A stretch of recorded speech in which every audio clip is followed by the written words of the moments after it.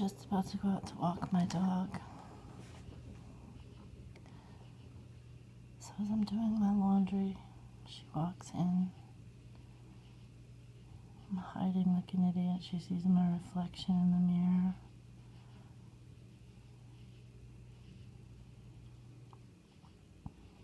I'm missing socks, so of course I feel she took my socks.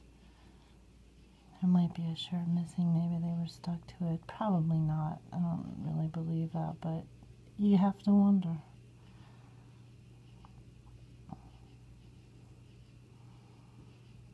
You know, an hour later I'm going to walk my dog and then I'm going to run into her again.